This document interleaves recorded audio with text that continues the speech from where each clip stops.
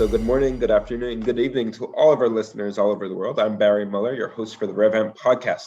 Today I have Henrique, the EVP of Sales at Ultimate. Henrique and I have been in touch, and I would say since I joined DealHub, while he was working at G2, he was the GM, the VP and GM of EMEA and G2. And if our listeners have ever seen us on social media, DealHub loves G2, and we're big fans. We also are big fans of Henrique. So really an honor for me to have Henrique on this podcast. And I think our listeners, you guys will also enjoy this podcast because Henrique is filled with different insights from all of his experience. Besides for G2, Henrique has worked at Salesforce and Accenture. But Henrique, I'll let you tell us a little bit more about yourself and where you are currently the EVP of Sales at Ultimate. Thanks, Barry. It's very, very happy to be here. Love the podcast and big fan of DealHub as well. So yeah, I'm originally from Brazil, worked in enterprise software for the last 15 years, primarily in sales. You mentioned Accenture and Salesforce. I've been through those two companies via acquisition, so it's been an interesting journey. So I landed at Accenture and after an acquisition and was managing sales teams there to a little bit over about 20 million in revenue.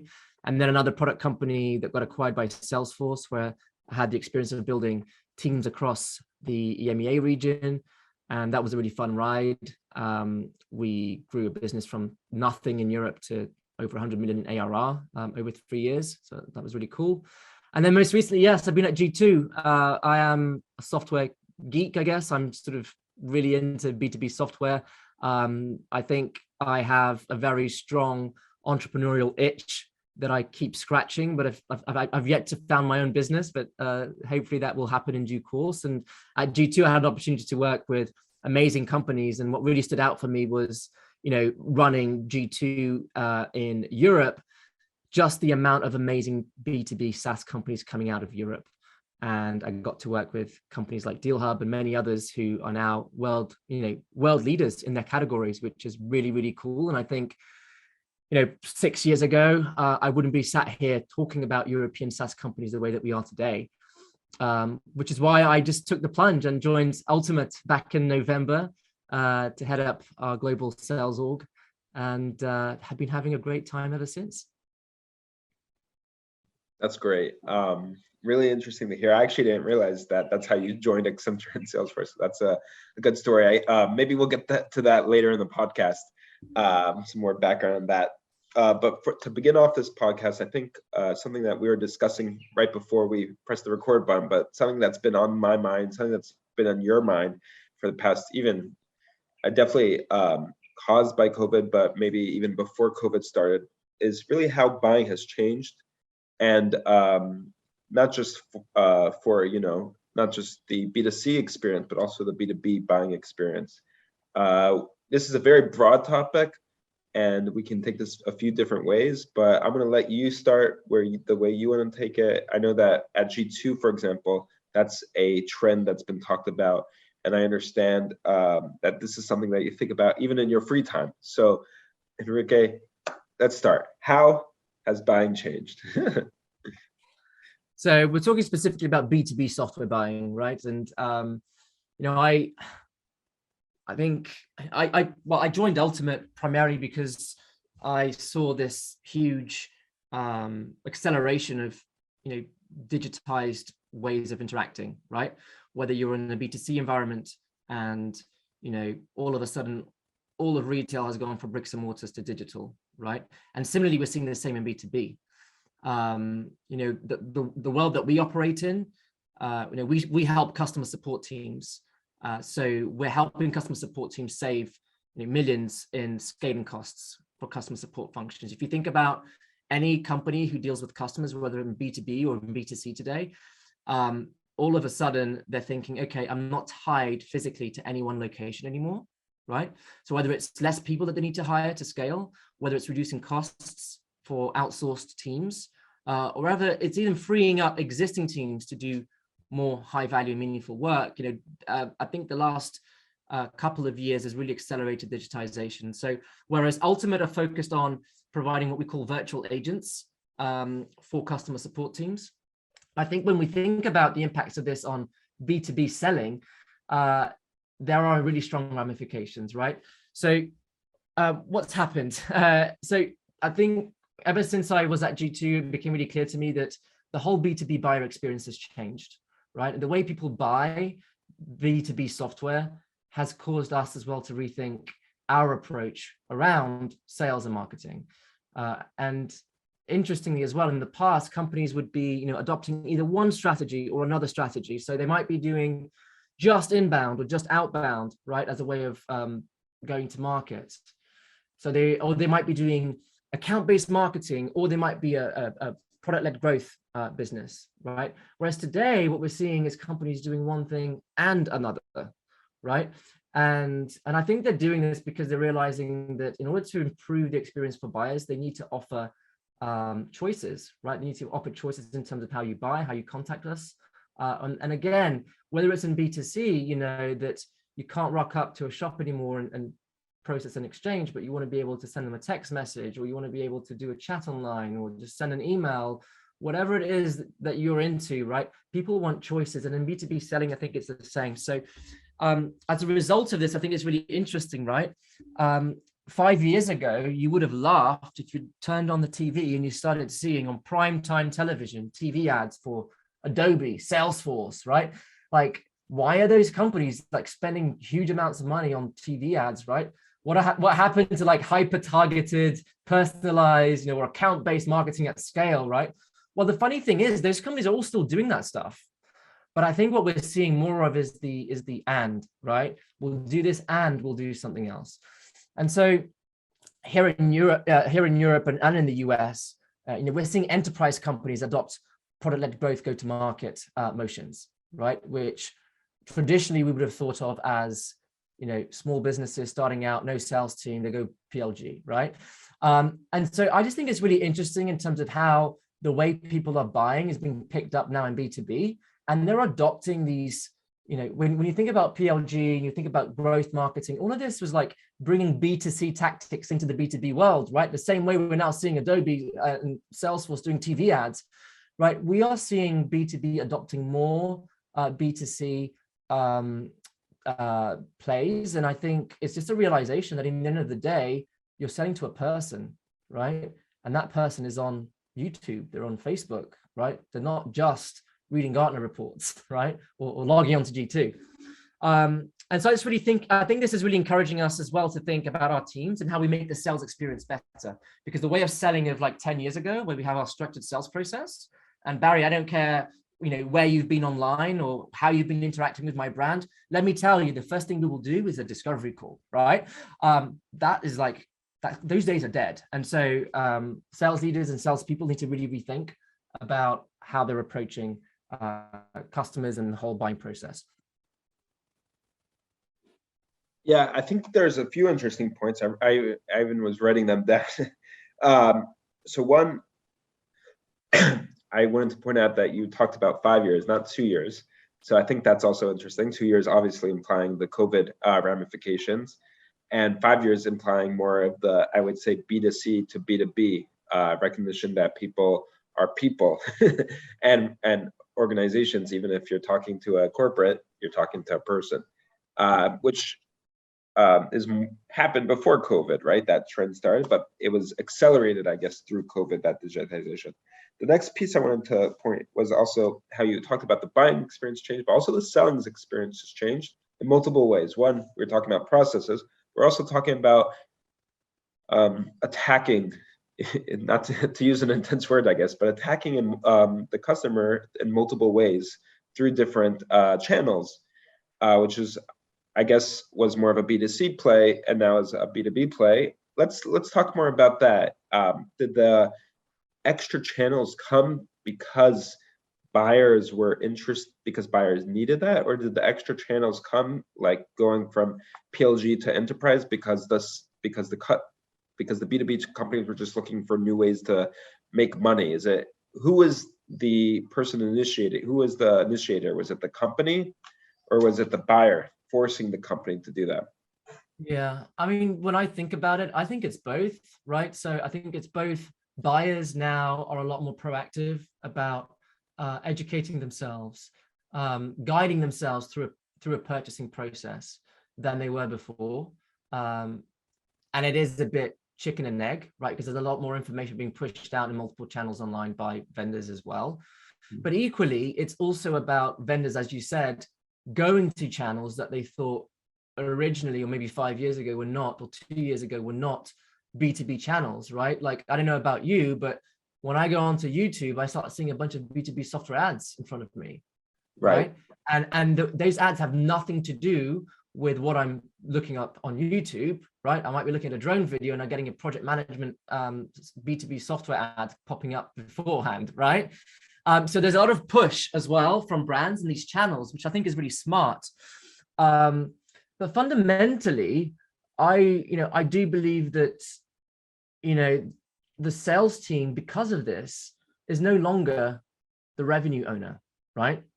I mean, I think HubSpot popularized the concept that the funnel is now a flywheel, right?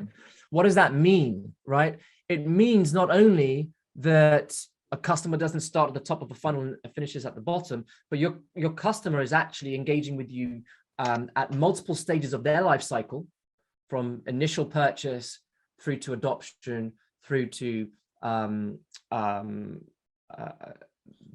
post-adoption, into expansion, and so on, right? Into and it's a vicious cycle. But also, your buyers are coming in at any stage of your funnel, and what that means is that you have different teams now that impact that buyer journey, right? There's no more just direct sales channel, right? As you said, product marketing teams, growth teams, PLG teams, ABM teams, sales, customer success, sales development, right? The whole revenue piece has been disintermediated. Let me just pause and reset my camera a second. There we go. So the whole revenue piece has been disintermediated and decentralized across these multiple teams. And so it causes us to rethink what different teams should be doing, and also how success should be measured, right? Marketing, BDRs, SDRs, customer success, acquisition, account management. And I think the best sales teams are adapting the ways in which they work, but also the organizational structures that they have in order to get ahead in the market. Here at Ultimate, this applies not just how teams are set up, but also for us, it applies very much in terms of how we structure our pricing. But here at Ultimate, we used to front load a lot of the cost of the contract up front, right? And because customers are now a lot more educated in terms of how do other companies sell, how do other people buy, there has been a big push in the market now away from annual upfront subscriptions and more usage-based, value-based pricing, right? And so we're really like rethinking not just how we sell, but also how we price and package.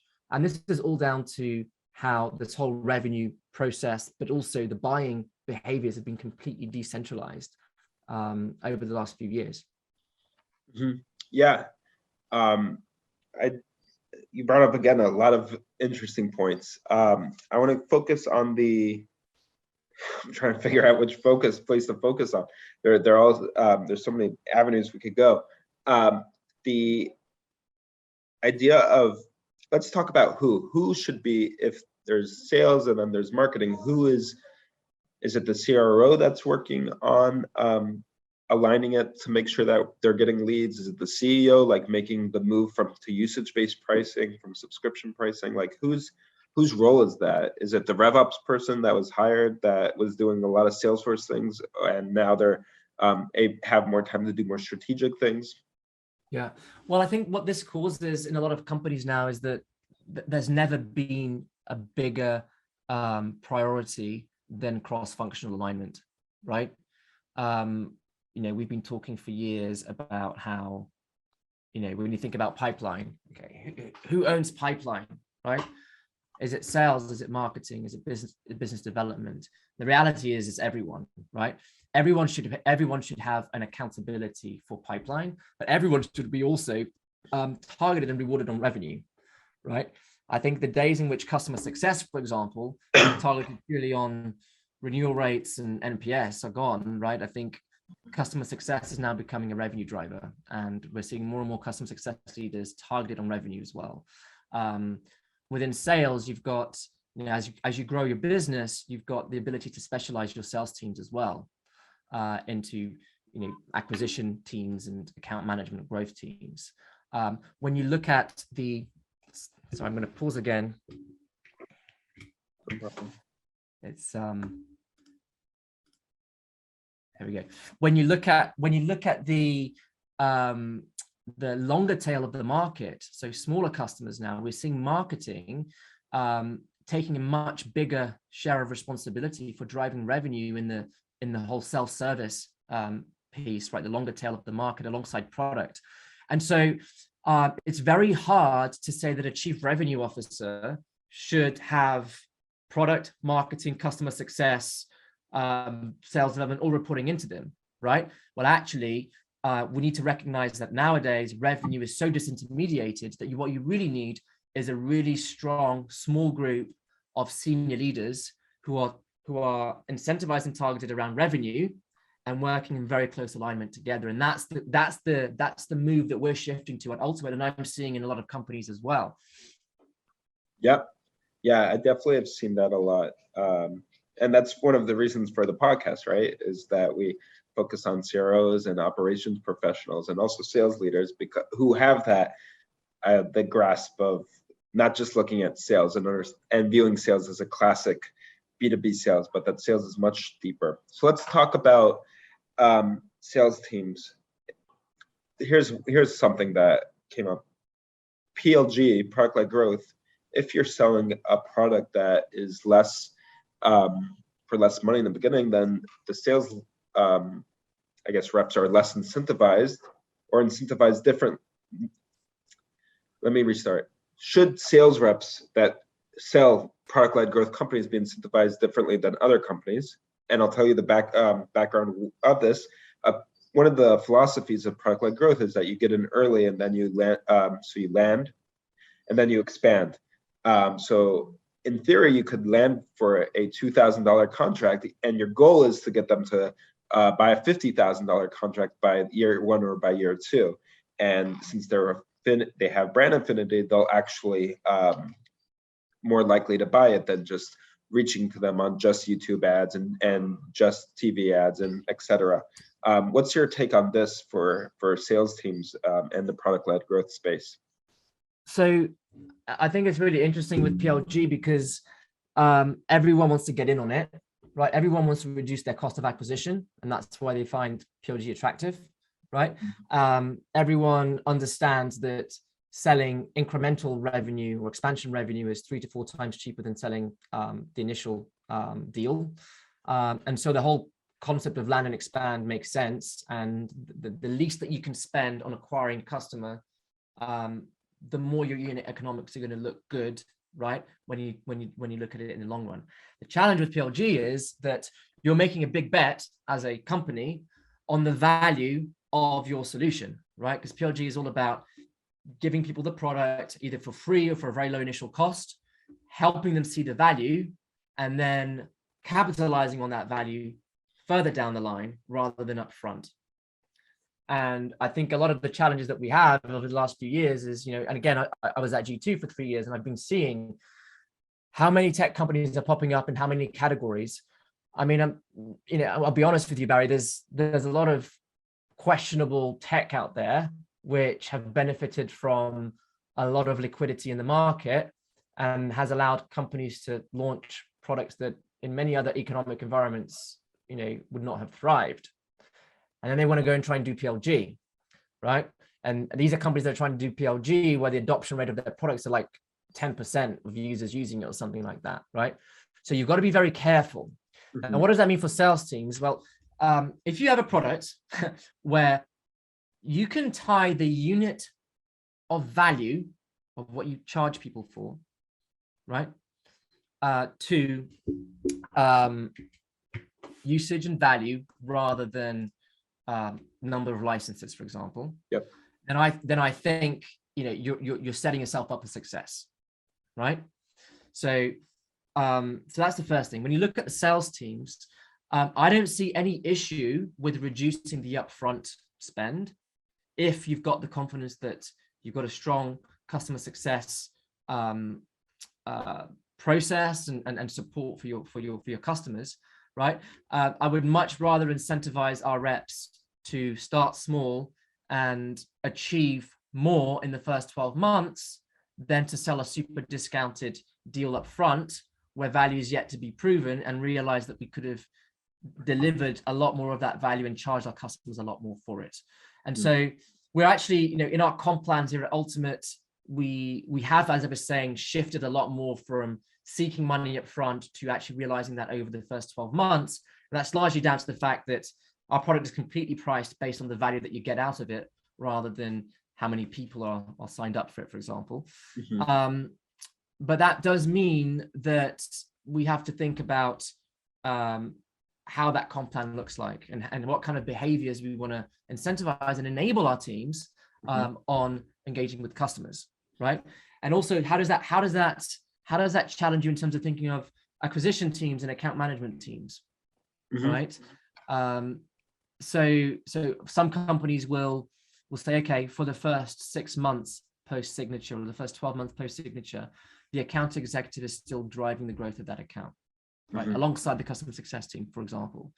Or actually, no, it's a pure handoff, and their compensation is all based on how many new logos they bring in, rather than how much those new customers are paying us. So you really have to start to think about how you're incentivizing those teams and what kind of behaviors you want to drive. For us, for now, it's been a case of, you know what, we're just going to pay you on anything within that account within the first 12 months, right? And it's in your interest to maximize how much value and therefore revenue that account brings to the business. Right. Whereas previously, it was a case of you sell the first deal, you don't get paid on anything after that, right? So it's really causing us to rethink how we set up our teams, but then also how do we structure their comp. Yeah, no, it's I'm sure that that's something to look up every so often, is see where are people going. It also forces the sales team to have a lot more trust in the customer success account manager team, because they're relying on them right now versus just relying on marketing. Now it's that more aligned on buying, which also adds pressure, but also adds more revenue if it works. And it de-risks our revenue growth, right? Because we don't want to be selling stuff up front that we then can't realize the value on and have a potential churn or downgrade on our hands 12 months down the line, right? Again, if you're building a great product and you're giving your customers the best possible support to make the most out of it, then you should have no issues with protecting your downside and increasing your upside, and really locking in future revenue growth that way, rather than selling a bunch of stuff up front and then racing against the clock to try and make sure that most of that gets used up and the value gets realized. Right. Yeah. No, absolutely. 100%. One other thing about product-led growth, which is cool,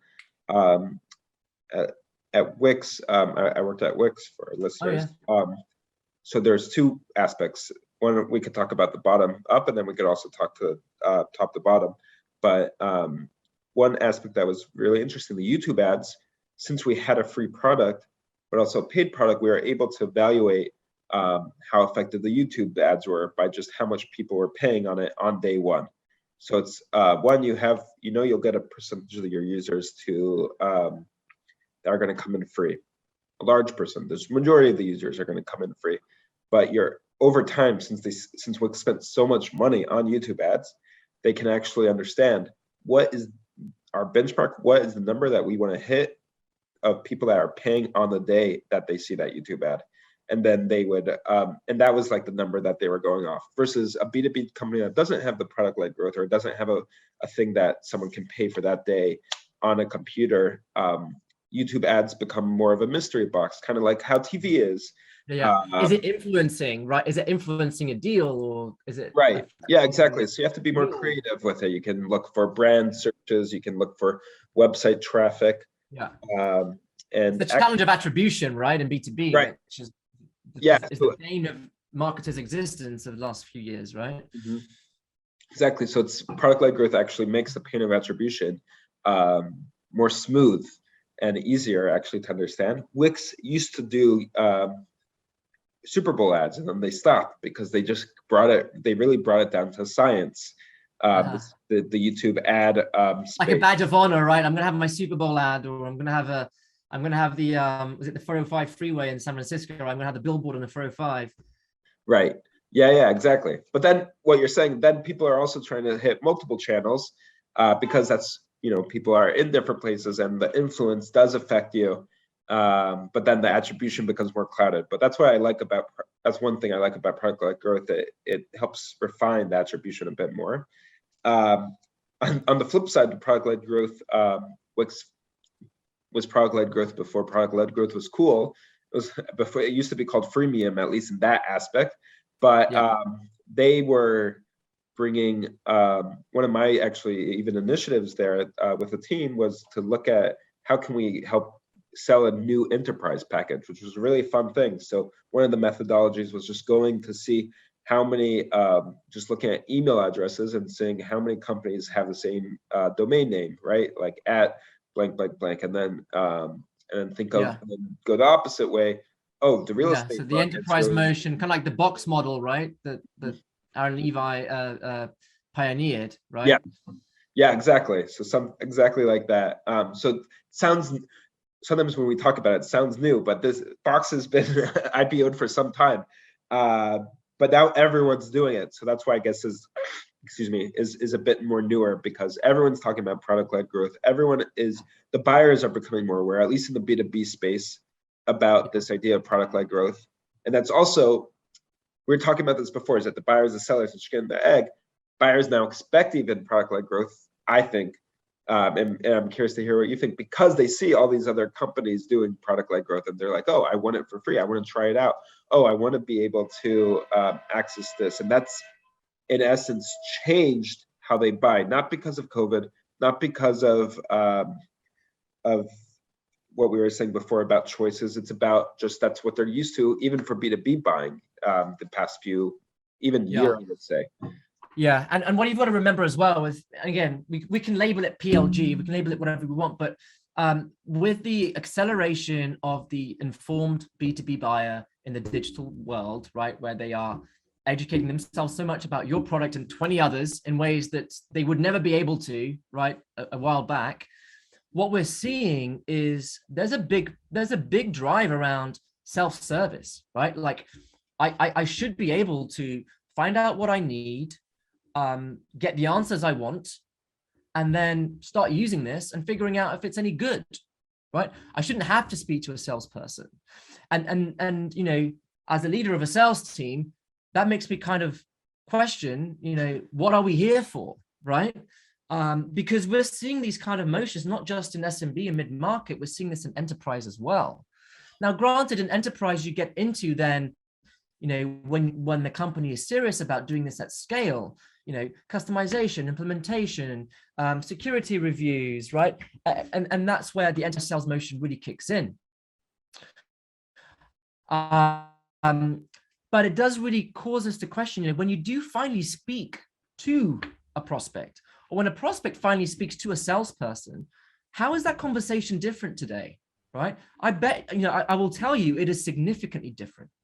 Because if you rock up to that conversation, as I was saying earlier, with your discovery guide, thinking it's an initial conversation and your prospect is 10 steps ahead of you, it's not going to go well, right? So you have to be asking yourself, and I know you want to talk a little bit about tech, but what tech do I have access to that helps me understand where this buyer is in their journey, right? What have they had access to? Who have they spoken to? What have they consumed? And if I'm lucky enough to get some time with them during a sales cycle, how can I add real value, right? Yeah. How can I make sure that they will remember this interaction and not the interaction that they're having with 20 other vendors, right? Yeah. Because guess what? They're not waiting for people to rock up in their office anymore. They're having 20 Zoom calls a day now, right? And so, as a salesperson, you have to do your research. But when I say do your research, I don't mean go on their website and search Google News. I actually leverage technology that helps you understand where they are in their purchasing cycle, but then plan and execute flawlessly when you get one-on-one time. If you just follow your playbook, you're not going to make progress, right? You're not going to have 2-hour meetings anymore or 1-hour demos. your window of opportunity is much smaller. You got to come prepared. You got to know your market. You got to know your client, and you've got to make a lasting impression, right? And so I think that's really caused us to rethink. Okay, let's try and define when we engage with the customer, where are they, and therefore how should we engage, right? One of the things that we realized was because we weren't doing this, right? We have a fantastic product, right? I came from G2. I had access to a lot of data. I joined Ultimate because it's the best. We're the best at what we do, right? We're number one globally in our category as well, like DealHub. And what I was surprised when I joined was our win rate was quite low, Barry, right? So it was like about 15 percentage points lower than what I would, or 10 percentage points lower than what I would want it or expect it to be. And as you know, that has big implications for pipeline generation and pipeline goals. And it's just, you need to sort out your win rate if you're going to scale revenue. And I was like, how is that possible? And when I looked at the numbers, I noticed that actually when we're in a competitive deal, our win rate is like, we win 3 out of 4 deals, like 75%. So what we were doing is when we're in the right deal with the right buyer at the right stage, we're knocking it out of the park. And there's a lot of clarity for us, what's going on, where is the buyer, what do they need? But when we're going in blind, because you know what, you look like a buyer, you're in the right industry, you may or may not be in the market for what we do right now, like we were wasting so much resource and so much time. And so it just dawned upon me that it's all down to how this buyer behavior is changing, the self-service element. And if you are tapping into and understanding where they're at, you can be really selective about how you spend your time and ensure that you're not wasting resources and time. And I think that's really important for us to acknowledge as sales and revenue leaders. Yeah, no, that's awesome. We were talking about prioritization, right? So prioritization for your team. So with that knowledge, then, does that mean that your team, were you trying to shift them to move to stop talking to customers that weren't interested in or that weren't looking at competitors, or were you asking them to ask in the beginning if they were looking at competitors and kind of like guide them into the buying process of that? Like, what did you do with that information? Or did you stop talking to those people completely, or you gave them to specific sales reps that might be better at those type of conversations? What's the action item with that information? I think that if as a revenue organization across sales and marketing, you're still operating on the basis of, okay, it's a lead because they've racked up these points or they've downloaded 2 white papers and attended a webinar. If you're operating that way, you're still handing over target leads and accounts into sales too early, right? And I think again, because now buyers leave so many breadcrumbs, and they're also open about where they're at, we need to stop being naive and thinking that every customer needs to go through our sales process, and actually understand, okay, are they an ideal customer profile? Do you have a challenge that we can help? But actually, are they in the market? Are they ready to buy right now? And sometimes you do need to engineer that, and you will engineer that based on your understanding of that company, their business priorities, and what matters to them right now. But that's going to be the minority of cases for salespeople. In the majority of cases, you're just going to match where they're at, right? You're going to match where they're at. And in most cases, these leads that are coming over without that information, you are going to be wasting your time and your resources. And so that's really the change for us. And it's not a case of, hey, are you talking to one of our competitors? If you are, great, let's talk, right? But it's actually, let's understand if, despite the fact that we can help you, is now the right time for you to buy, right? And I think that that's what's missing. And you can use technology to help you with that, but you can also use a new approach to engaging with your customers that respects the fact that customers will show signs of potentially benefiting from your solution much sooner now than before, because before they weren't engaging digitally as much as they are today. And so you're getting all these false positives today that you should be targeting them and engaging them, when in fact, they're nowhere near ready to start engaging with you in demos, proposals, negotiations, project planning, right? So I think that's why you need to be really, really careful and really hone in on that early conversation, whether it's a deal that both of you should be in and whether it should be in your pipeline. So qualifying out earlier is, I think, become more and more important than ever because of this change in the buyer behavior. Yeah, no, that's really interesting. One thing that I might ask you to repeat it, but you said that if you go into that first conversation and you think that they don't know what your product is or what they want, then that's like being naive about it. Is that what you said? Something around that line? Yeah, I think absolutely.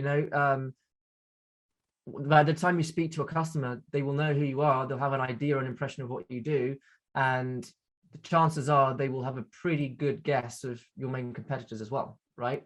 So starting that conversation, assuming that you're the holder of all this information and that you're going to bestow it upon your customer is, I think, a very naive way of engaging in B2B sales in this modern age. I think that's brilliant.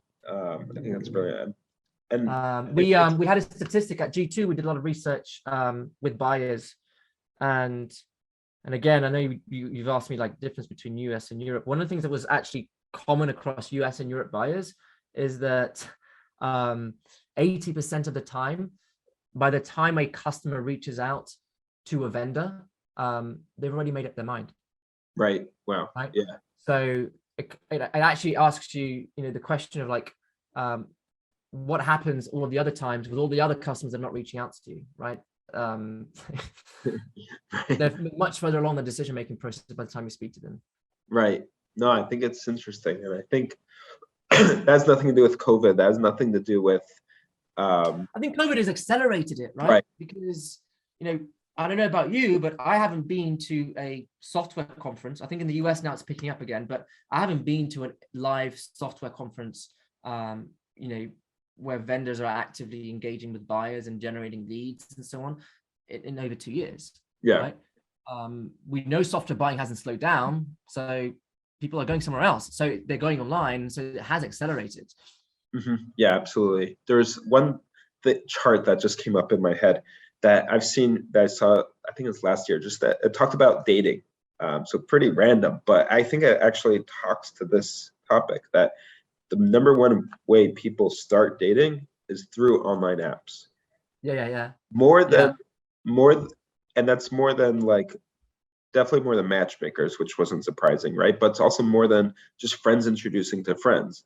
That was like what that surprised me. It was like, I think I've seen this chart, right? And it's like, I don't know, in the 60s, it was like school and high school, and then and then like in the noughties, that's how I met my wife. It was work, right? So it's like work was the place we met, and now it's like online. Yeah, right, exactly. And then it went like 41 to 37% in the past, like, I guess 5 years, we'll say. And I feel like, and if you know anything about online dating or know someone that's done online dating, don't just look at the person's profile on Tinder. They also look at Facebook, Instagram, and that's what they're doing with B2B companies, right? Like, again, this is the majority of daters. So then the majority of, and millennials, I think I read, are like 50%. And even if you're not millennial, this is people expect things quick and fast. But the majority of people have a practice. Okay, they have a date. Let's not stalk them, but let's check them out online. Let's see their online presence. Same with B2B. I love that. We have to assume that they've already done this process. And we could do that pretty simply through some qualification even. Doesn't have to change everything. It just has to be, you have to be okay with that the processes are broken or they're new. So yeah, no, it's super interesting. Henrique, I think I could talk about this all day. So I think I'm gonna stop it and we'll have to continue a different time. I really appreciate this. It really made me think about it a little bit differently. I think also for our listeners, the product-led growth conversation is also interesting. Again, that's come either the chicken or the egg. We don't know. Was it the buyer or the sellers that wanted it more? But I think that's also very relevant, and that also shows that the buying experience has caused the selling experience to change, and the selling experience then processes need to change. Are you changing the pricing? Are you changing the incentives for your own sales team?